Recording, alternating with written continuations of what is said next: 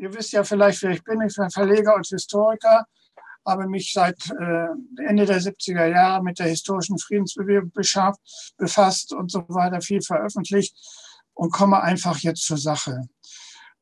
Ich weiß jetzt leider nicht, was Guido gesagt hat, weil ich das nicht mithören konnte. Kann sein, dass sich nun was wiederholt, aber das wäre ja nun auch nicht ganz so schlimm.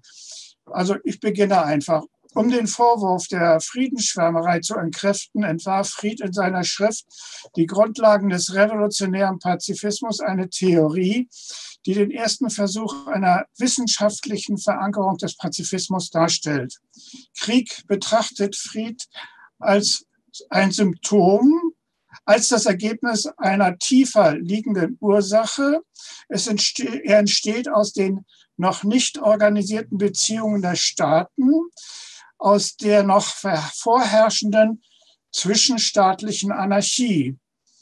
Das ungeordnete System der Staaten in ihrem Verhältnis zueinander führe in den internationalen Beziehungen zu einer großen Nervosität. Sie beruhe darauf, die eigenen Interessen durchzusetzen und die der anderen Staaten zu negieren. Gelänge das nicht, drohe der Versuch, die Ziele mit Gewalt, das heißt durch Krieg, zu erreichen. Das damit einhergehende ängstliche Erwägen der Einflüsse auf den eigenen Staat und das kurzsichtige Lavieren, wie er es nennt, und verzweifelte Umherblicken bildet den Inhalt unserer heutigen internationalen Politik, die Hauptbeschäftigung unserer modernen Diplomatie.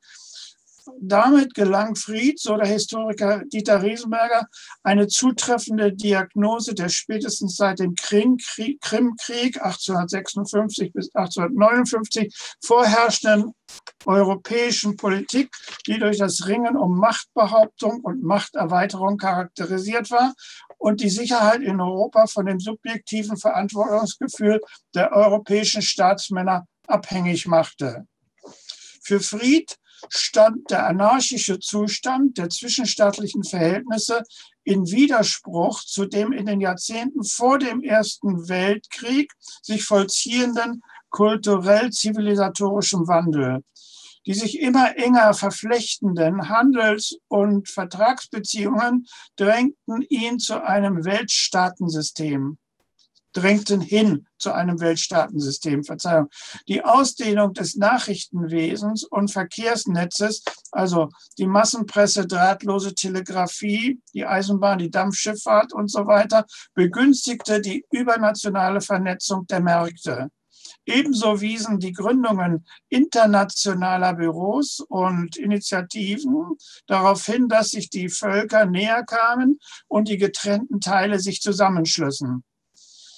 Das Ganze, so Fried, strebt einem harmonischen Einklang zu. Dabei ging er davon aus, dass die seit den 1880er Jahren voranschreitende Globalisierung den Frieden geradezu notwendig hervorrufen würde. In der Tat erreichten die basierend auf technisch-administrativen, ökonomisch- und kulturell-humanistischen Innovationen nationalistisch-imperialistischen Bestrebungen entgegenstand.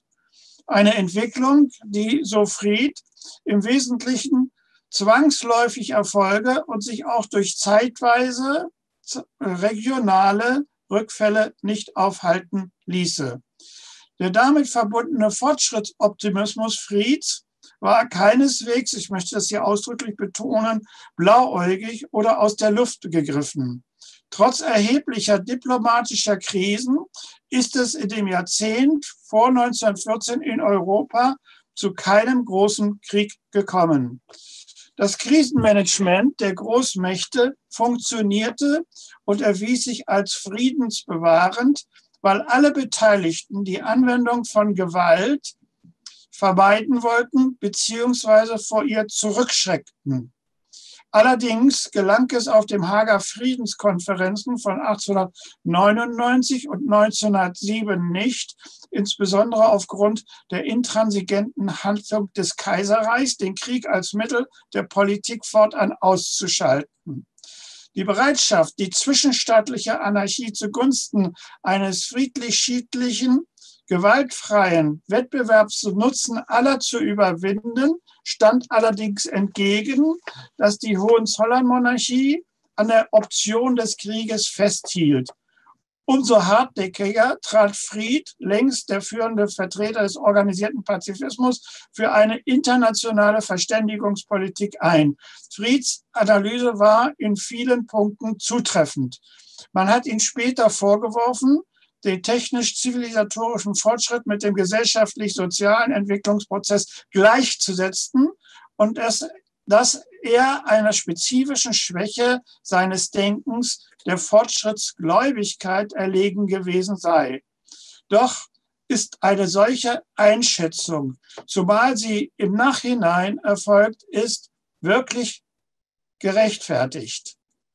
Europa war trotz aller Hochrüstung kein Pulverfass, wie es vor allem deutsche Historiker oder jene nahelegen, die wie Christopher Clark sich mehr oder minder an der deutschen Unschuldspropaganda orientieren und solche Bilder beschwören, um die Verantwortung an dem 1914 erfolgten Zivilisationsbruch abzumildern bzw. unkenntlich zu machen. Niemand glaubte im Sommer 1914, dass ein großer Krieg bevorstünde. Dazu war der Anlass, die Ermordung des österreichisch-ungarischen Thronfolger-Ehepaars, viel zu gering. Erst recht im Vergleich zu den beiden Marokko-Krisen von 1905 und 1911. Dass die zivile und militärische Leitung des Kaiserreichs im Verbund mit dem Habsburger Bündnispartner im Geheimen den Krieg vorbereitete, war für Außenstehende zunächst nicht erkennbar. Erst die Veröffentlichung von Österreich-Ungarns Ultimatum an Serbien am 23. Juli 1914 machte klar, dass das Räderwerk des Krieges in Gang gesetzt worden war. Umso vehementer strebten die Mächte der Entente nach einer Lösung des Konflikts auf diplomatischer Ebene. Doch alle Vermittlungsvorschläge sind von Deutschland und Österreich-Ungarn in den Wind geschlagen worden. Warum? Es gibt darauf nur eine Antwort: weil man den Krieg unausweichlich machen und herbeiführen wollte. Das Krisenmanagement war durch den Unwillen, sich weiter an ihm zu beteiligen und auf dem Verhandlungswege einen Interessenausgleich zu erreichen, zur Untätigkeit verurteilt. Alle friedenssichernden Initiativen stießen daher ins Leere. Stattdessen setzte das preußisch-deutsche Kaiserreich im Bewusstsein, den Sieg davonzutragen, jedweden Fortschritt aufs Spiel, um, gestützt auf den Schwertglauben, mit gewalttätigen Mitteln die Hegemonie über Europa zu erobern. Fortan regierte Mars die Stunde. Frieds wohlbegründeter Ausblick erinnert daran, dass der Erste Weltkrieg weder zwangsläufig war, noch durch eine wie immer geartete Form von Schlafwandertum verursacht worden ist. Den Krieg als eine Errungenschaft der Kultur betrachtend und glorifizierend, suchten die Führungsspitzen der Hohenzollernmonarchie ihr Heil im Prinzip Macht geht vor Recht. Sie brachen das Völkerrecht und überfielen aus militärischen Erwägungen das neutrale Belgien. Damit begaben sie sich in einen grundlegenden Widerspruch, sowohl zu den Werten des christlichen Abendlandes als auch zu den aufklärerischen Ideen von 1789. Das Ergebnis: 20 Millionen Tote und eine Verheerung Europas ohnegleichen. Neben dem Elend und Leid, der Not und Zerstörung, die der Krieg zeugte, waren die psychosozialen Schäden und Folgen von immensem Ausmaß. Was zuvor unten war, wurde nach oben gespült. Der Glaube an den Fortschritt erlitt einen schweren Schlag, von dem sich durch den Zweiten Weltkrieg und Holocaust noch gesteigert die Menschheit bis heute nicht erholt hat. Der Erste Weltkrieg und die ihm vorangegangene Krise waren weder Ausfluss noch Frucht einer gemeinsamen europäischen politischen Kultur, wie Clark verdummend behauptet, sie waren ein Attentat auf sie und hat die mit ihm verbundenen Ausblick der Entfaltung unzähliger Glücksmöglichkeiten und der Schaffung eines sozialen Paradieses zerstört. Der deutsche Griff nach der Weltmacht unterbrach den von Fried prognostizierten Geschichtsverlauf und kehrte ihn um. Verständlich, dass gerade Fried eindringlich nach den Ursachen des bis dahin beispiellosen Unheils und Rückfalls in die Barbarei fragte. Zunächst traf ihn der Krieg, den er als epochalen Einschnitt in die Geschichte der Menschheit begriff, wie ein Donnerschlag. Am 7. August 1914 vertraute er seinem Tagebuch an: Ein fürchterliches Weh erfüllt mich. Der Krieg lastet wie ein Zentnergewicht auf mir, als ob alle Lebenswerte erstickt wären. Die Welt hat für mich einen ganz anderen Inhalt bekommen. Es ist nicht mehr dieselbe Welt wie vorher, wie vor 14 Tagen. Wie durch einen Zauber sieht plötzlich alles anders aus. Die Berge vor meinem Fenster, das Grün der Wiese, die lieblichen Villen, alles sieht mich an wie Reste eines Lebens, das ich einmal gelebt und das für immer verloren ist. Ich bin ja darum noch schlechter dran als all die anderen, die sich mit dem abfinden, was jetzt vor sich geht, mit der Trennung ihrer Familien, von ihren einrückenden Lieben, von dem Stillstand der Wirtschaft. Ich sehe ja schon das Kommende, all das Elend des im Gang befindlichen Kriege und seiner Endlosigkeit über das Jahr hinaus. Das zerfrisst mich. Wir haben zu früh gejubelt. Wenn ich jetzt mal den Artikel Die Überwindung des Balkankonfliktes in der Friedenswarte 1913 überlese, so fühle ich, dass ich die Friedenskräfte, deren Triumph ich sah,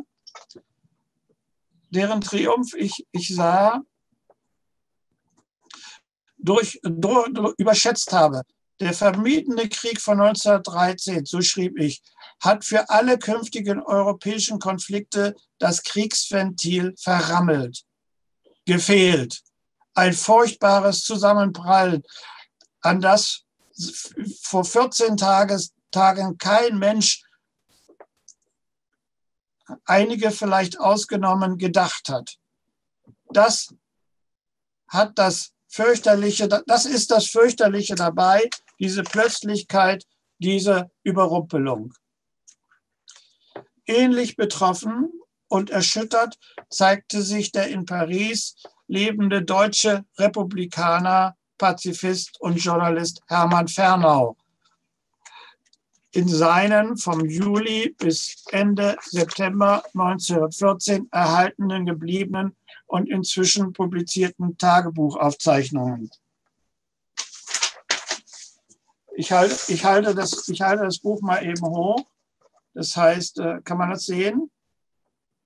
Paris 1914, Tagebuch eines deutschen Republikaners. Gut, okay. Ich muss mal meine Brille aufsetzen, meine Augen werden ein bisschen schwach. Wie für Fried verwandelte sich auch für ihn die Welt mit einem Schlag in ein großes Heerlager. Und um mit dem Hamburger Pazifisten, Pädagogen und Schriftsteller Wilhelm Lamshaus zu sprechen, in ein Menschenschlachthaus. Beide erholten sich bald von dem Schock, setzten sich mit den Ursachen der Kriegsentfesselung auseinander und gelangten unabhängig voneinander zu dem Schluss, dass es nicht um einen Verteidigungs-, sondern um einen vorbedachten Eroberungskrieg ging. Bereits am 27. August 1914 konstatiert Fried in seinem Tagebuch: Der Krieg wird nicht geführt, um den Tod des ermordeten Erzherzogs zu rächen, sondern lediglich, weil die Militärs der beiden Zentralmächte einen günstigen Augenblick ihrer technischen Überlegenheit herausgerechnet haben. Es handelt sich also um einen Präventivkrieg, jene verwerflichste Form des Krieges, vor der sogar Bismarck gewarnt hat. Als Jude, Pazifist und Autor schon vor 1914 heftigen Angriffen ausgesetzt, hatte Fried vor allen Dingen in dem militärisch geprägten Deutschland einen schweren Stand.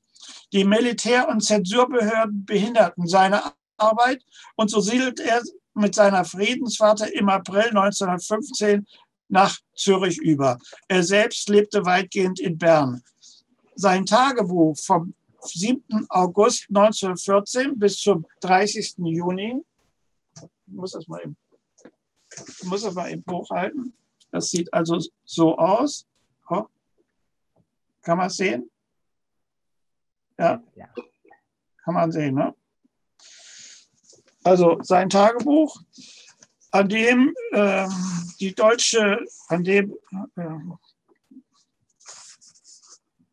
sein Tagebuch vom 7. August 1914 bis zum 30. Juni, an dem die deutschen Delegierten den Versailler Vertrag unterzeichneten, also am 30. Juni 1919, ist das bislang einzige veröffentlichte Tagebuch eines pazifistischen Emigranten, das den gesamten Ersten Weltkrieg umfasst, erschienen 1918 bis 1920 in 4 Bänden und einer Auswahl davon 2005. Die von 2005 habe ich eben hochgehalten. Teilweise in der Friedenswarte Monat für Monat abgedruckt, handelt es sich um ein Tagebuch nicht im engeren oder privaten Sinne. Denn schonungslos legt Fried die Rituale des Krieges bloß und schreibt am 14. Oktober 1914 neben der Anpassung der Wirtschaft an die Erfordernisse des Krieges über die geistige Mobilisierung. Ich zitiere: Die gesamte Presse in Deutschland und Österreich-Ungarn ist auf einen Ton gestimmt, dem sich fast keiner zu entziehen vermag. Für den objektiven Beobachter liegt hier das typische Beispiel einer Massensuggestion vor. Es denkt oder schreibt einfach keiner mehr außerhalb der vorschriftsmäßigen Gleise. Und so sehr klappt alles nach dieser Richtung, dass man annehmen kann, es wäre das Denken auch vorher auf dem Exerzierplatz eingeübt worden, unter der Parole, dass jede Abweichung von diesem vorschriftsmäßigen Denken dem Erfolg beeinträchtige, war keiner selbstständig zu sein. Und so kommt es, dass nur eine Richtung herrscht, nur ein Urteil gilt, nur eine Anschauung besteht: Uniformierung der öffentlichen Meinung. Das muss notwendigerweise das Ergebnis eines vorher aufgestellten Planes sein.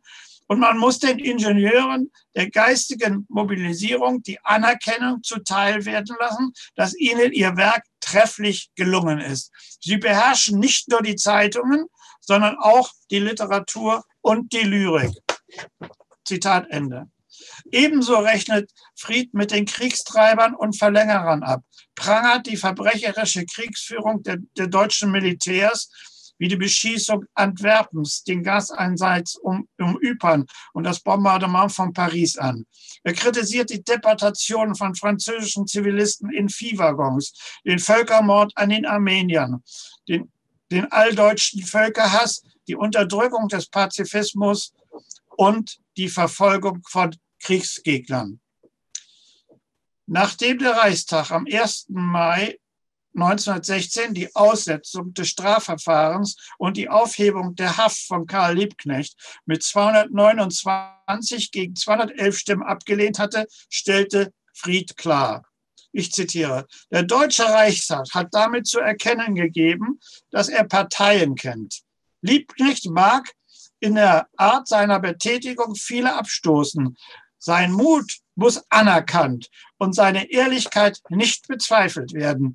Er ist Gegner des Krieges und dieses Krieges. Seine Äußerungen entsprechen seiner Überzeugung. Wenn der Reichstag diese Äußerung durch den Mund des Berichterstattung als eine ernste Gefahr für das Vaterland bezeichnet, so kann man dieser Begründung nicht folgen. Ist die Sache des Vaterlandes so schwach? Der Friedensforderer in anderen Parlamenten die Friedensforderer in anderen Parlamenten werden in Deutschland mit Beifall und Bewunderung begrüßt. Der Friedensforderer des Reichstag aber wird als Mann bezeichnet, an dessen Mitarbeit das Haus kein Interesse habe. Kein Interesse. Es gibt Leute, die das Vaterland mehr schädigen als Liebknecht. Leute, deren Gebaren uns in diesen Krieg hineingetrieben haben. Die alldeutschen Schreier laufen noch immer frei herum. Liebknecht ist in das Verlies eines Gefängnisses verschwunden. Zitat Ende. Fried thematisiert die Revolution in Russland, geißelt die Willfährigkeit der Presse, berichtet über kriegsbefürwortende Zeitungsmeldungen und Artikel, die er mit Kommentaren versieht, sowie über die fortschreitende Begriffsverwirrung. Am 9. Dezember 1914 notiert er, ich zitiere, sind denn alle Begriffe verwirrt? Wir waren uns doch immer klar über die Bedeutung des Begriffes Militarismus. Und doch tun heute alle Gelehrten, die das Wort ergreifen, als ob unter Militarismus die Organisation und Schlagfertigkeit der Wehrkraft zu verstehen wäre. Sie denken nicht einen Augenblick daran, dass das Übergreifen des militärischen Geistes auf die Zivilkreise und die Zivilregierung, dass das Junkertum, Reserveoffizierwesen, das Korpswesen auf unseren Universitäten, das Kriegervereinswesen im Volke, die Propaganda des Wehr- und Flottenvereins, die Militarisierung der Jugend, die Vertratschkisierung der Politik, die Nietzschesierung der Philosophie, die Beeinflussung der Dichtkunst und der bildenden Kunst im Sinne der Berliner Siegesallee, die Allmacht des Junkertums, die Bekämpfung aller liberaler Regierungen, die Entrechtung der Sozialdemokratie, die scharfen Gerichtsurteile für militärische Vergehen, das Festhalten der militärischen Gerichtsbarkeit, der Widerstand gegen die Verbesserung des preußischen Wahlrechts, die vielfach bewiesene Missachtung des Reichstags und 1000 ähnliche Vorkommnisse. Alle Äußerungen von jenem Militarismus, den das fortgeschrittene Bürgertum seit jeher auf das heftigste bekämpft und der in der auswärtigen Politik aufgetretenen Formen den Widerspruch und die Furcht des übrigen Europas erweckt hat. Eine derartige, genau zu definierende Erscheinung als den höchsten Grad der bisher entwickelten Kultur darzustellen, kann man nur als Verirrung bezeichnen. Für die allgemeine Kriegspsychose wohl eine Erklärung, aber keine Entschuldigung kann das abgeben. Wenn man bedenkt, dass fast alle deutschen Historiker heute den Begriff des preußischen Militarismus wie der Teufel das Weihwasser meiden und so tun, als hätte es ihn nie gegeben, beziehungsweise nicht nie unterschieden von Erscheinungsformen in militärischen und gesellschaftlichen Bereichen in Frankreich oder England. Auch daran ist abzulesen, wie aktuell Alfred Hermann Fried geblieben ist. Ebenso attackiert er die annexionslüsternen Kreise, den preußischen Militarismus als Geistesrichtung, das deutsche Schreckensregiment in Belgien, die Kriegstheologie, die Abstumpfungen und Verrohungen, die Zerstörungen im Westen und die Herrschaft der Lüge, den Krieg als Stahlbad und die Widerwärtigkeit des Gewaltdenkens der deutschen Intellektuellen sowie vieles mehr. Zugleich beschreibt er erschütternde Schicksale und deprimierende Verhaltensweisen, die sich hinter Nachrichten über vermeintlich unbedeutende Vorfälle und Begebenheiten verbergen. Das alles anschaulich und mit einem politischen Scharfsinn geschildert, der Zusammenhänge erhält und mehr über die Mentalität während des Ersten Weltkriegs und seines Verlaufes aussagt als viele andere Bücher. Dazu ein Beispiel. Am 27. Oktober 2015 hält er in seinem Tagebuch Folgendes fest. Die Vereinigung Deutscher Maiblumenzüchter hat an den Reichskanzler eine Eingabe gerichtet, worin sie um das Verbot von aus dem Ausland stammenden Blumen ersucht, die in großen Mengen durch die Schweiz nach Deutschland gelangen. Ein Bericht über dieses Vorgehen fügt Folgendes hinzu. Ein Weg, den bedrängten vaterländischen Maiblumenzüchtern zu Hilfe zu kommen, wäre vielleicht die Hilfe der Blumenliebhaber, in dem Sinne in Anspruch zu nehmen, dass sie beim Kauf auf die Rückweisung fremdländischer Blumen drängen und dafür nach Möglichkeit sich der in so reichem Maße erzeugten zierlichen vaterländischen Maiblumen bedienen. Besonders bei der Beschenkung von Verwundeten und bei der Ausschmückung von Lazaretten, Genesungsheimen und Festräumen dürfte der Gedanke, dass französische und italienische Blumen zur Verwendung kommen, peinlich sein. Peinlich? Peinlich? Doch nur für chauvinistisch tief korrumpierte Seelen. Was ist das für himmelschreiende Begriffsverwirrung, die zwischen vaterländischen und feindländischen Blumen unterscheidet? Was soll mit dem Wind geschehen, der über England und Frankreich zu uns herüberweht?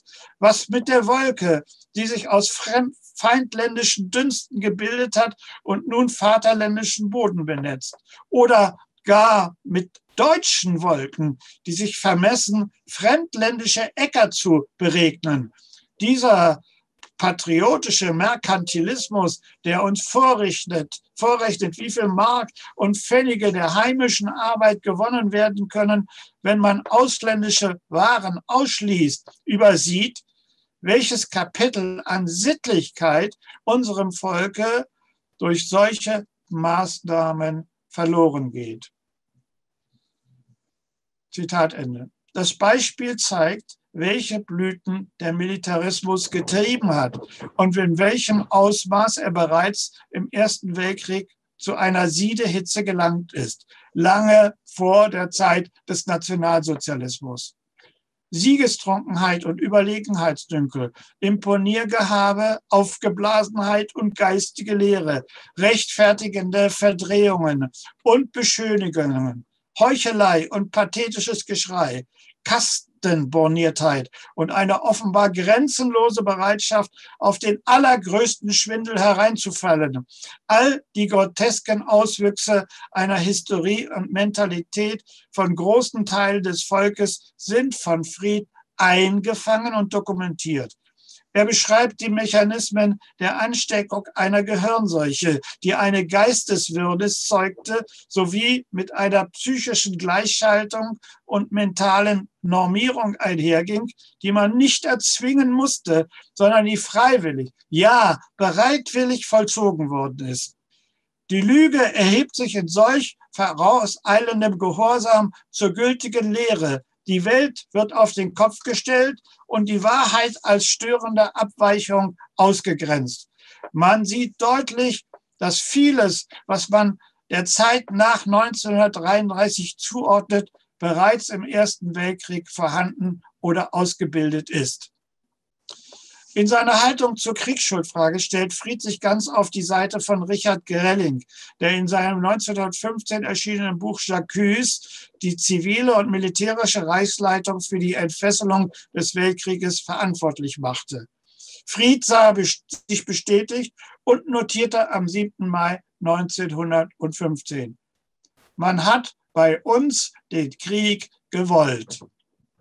Zitat Ende. Das dürfte auch der Grund dafür sein, weshalb revisionistische Autoren wie Clark und Münkler Fried und sein Kriegstagebuch in ihren Darstellungen ignorieren, ebenso wie sie es mit Richard Grelling und vielen anderen Kritikern der preußisch-deutschen Kriegs- und Katastrophenpolitik tun.